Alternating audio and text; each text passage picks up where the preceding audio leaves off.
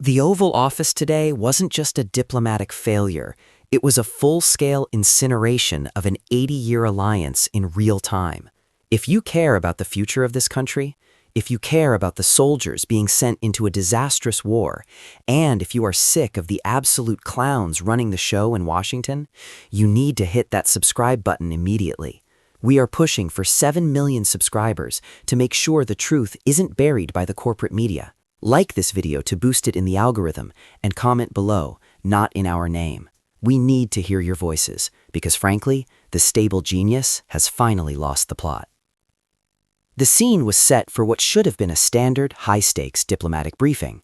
Prime Minister Takashishi of Japan, a steadfast ally, a pillar of global stability, stood in the Oval Office looking for answers. The world is reeling from a sudden, unprovoked excursion into Iran, and the Japanese citizens, like the rest of us, are demanding to know why they were left in the dark. But instead of diplomacy, what they got was a psychological collapse caught on camera.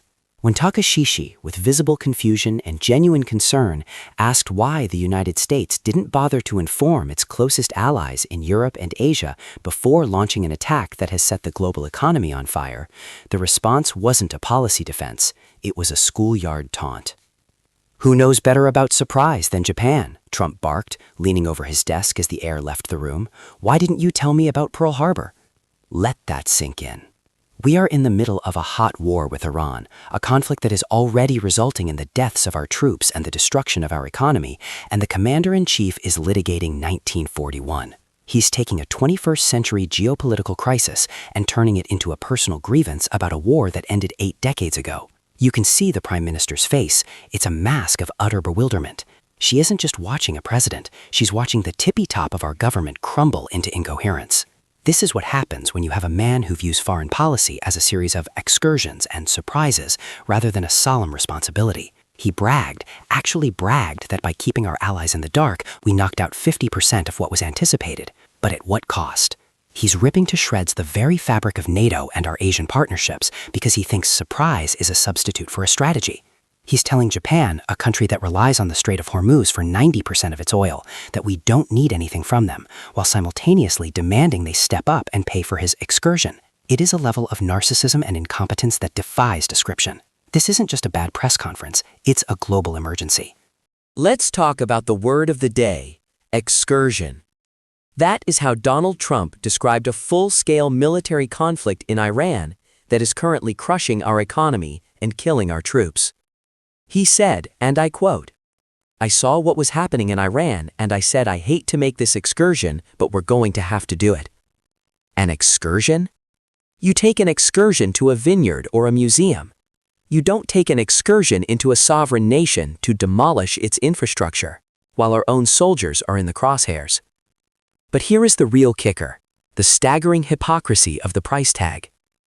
The Pentagon is heading to Congress to ask for another $200 billion. $200 billion. And for what? To make sure we stayed tippy-top? To kill the bad guys, as Pete Hegseth so eloquently and despicably put it? Think about what that money could do here at home. Just weeks ago, the Republicans were screaming that we didn't have $30 billion to ensure that millions of Americans could stay on their Obamacare plans. They told us the well was dry. They ripped away $200 billion from rural hospitals, the very lifelines for people in the heartland, claiming we had to tighten our belts. Well, apparently, the belt only tightens when it comes to your health, your grandmother's surgery, or your child's education. When it comes to an unlawful war that Trump claims is almost over, despite asking for a fortune to keep it going, the checkbook is wide open. And don't let him lie to you about the economy. He stood there and told the world that everything was going great and oil prices were low. But then he decided to start this fire anyway. He admitted he knew the economy would go down. He knew oil prices would spike. He chose this. He took a stable economy and threw it into the furnace for an excursion that he now says is ahead of schedule. Ahead of schedule? Tell that to the families of the troops. Tell that to the people watching their gas prices skyrocket while Trump brags about vast amounts of ammunition that he claims Biden gave away to Ukraine. It is a carousel of lies, deflections, and absolute moral bankruptcy. He is literally using your healthcare money to buy exquisite weapons to blow up pipes in a country he claims is already demolished. This isn't leadership, it's a shakedown of the American taxpayer.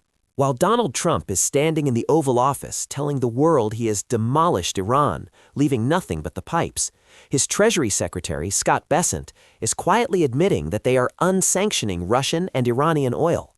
Wait, what? Read that again.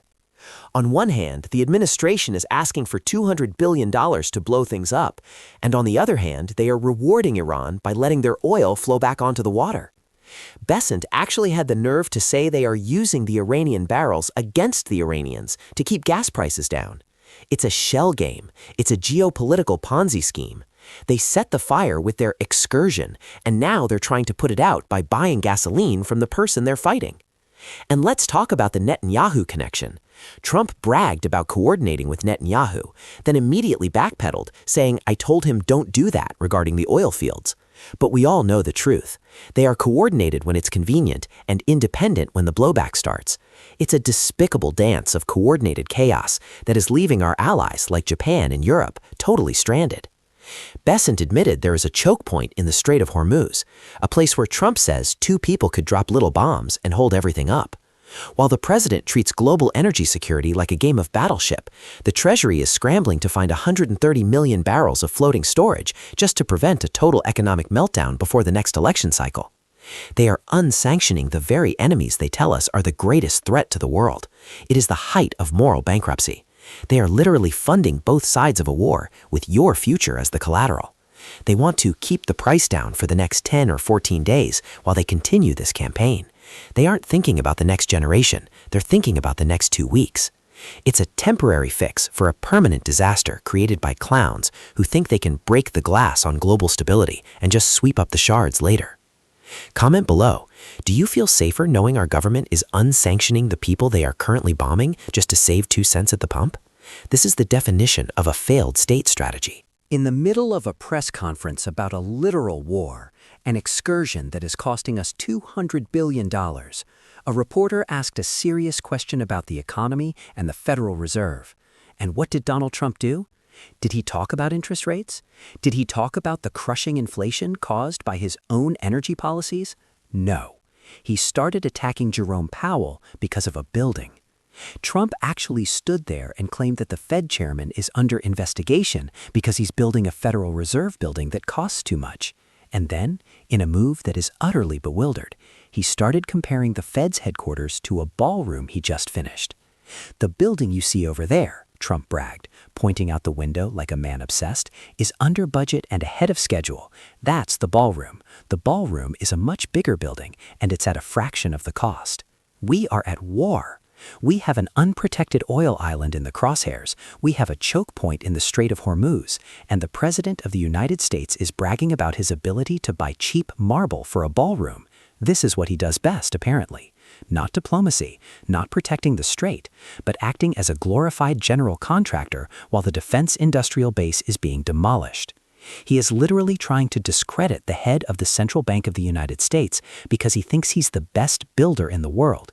He's calling Jerome Powell wasteful while asking for $200 billion in ammunition money that he admits is only necessary because he's judiciously blowing things up. It is despicable. It is a distraction from the fact that his excursion is failing. While he's obsessing over contractors and renovation jobs, Iran is striking energy plants in Qatar and Riyadh. But Trump doesn't want to talk about the F-35s being hit. He wants to talk about the ballroom floor. He's treating the presidency like a season of The Apprentice, firing off accusations of federal investigations against anyone who doesn't bow down to his tippy-top ego.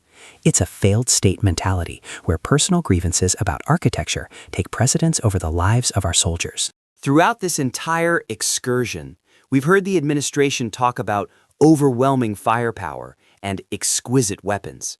But in the press conference immediately preceding Trump's meltdown, Pete Hegseth took it to a level that violates every basic precept of humanity and dignity. He stood at that podium and invoked the name of Jesus Christ to bless a war that has ripped away our healthcare and sent our troops to die for an oil island. He told the American people to get on bended knee in their schools and churches to pray for a conflict that is demolishing a nation's defense industrial base. Which country is the extremist theocracy again? Hegseth sat there and called this an investment to kill bad guys. Think about that phrasing. It's not about national security. It's not about a safer world, as Trump claims. It's about a hateful regime using the Almighty God as a shield for their own incompetence. They are invoking the Prince of Peace to justify $200 billion in vast amounts of ammunition, while they incinerate alliances built over 80 years. It is despicable. Whether you are religious or not, seeing these clowns in Washington weaponize faith to distract from the fact that they've crushed our economy is a totalizing betrayal. They are asking you to pray while they rip away your future. They want you on your knees so you don't notice they've unsanctioned the enemy's oil just to save their own political skins for the next 14 days. Trump calls it midnight hammer. Hegseth calls it a blessing. We call it what it is, a moral catastrophe. They have demolished the truth, and now they are trying to rebuild a narrative where this disastrous war is a holy mission. Don't fall for it. This administration is the most despicable regime to ever grace the halls of power, and their tippy-top arrogance is leading us straight into an abyss. Folks, we are living through a global emergency led by trash imaginable. From the Pearl Harbor meltdown to the $200 billion shakedown, the mask is completely off. We cannot let this incineration of our values go unchecked. Click the like button right now if you are sick of the lies. Subscribe to Plugged In to the Real Story. Comment below and let us know. Do you think using religion to justify this excursion is the final straw? And don't to stay tuned for more stories like this. Thank you all so much for watching.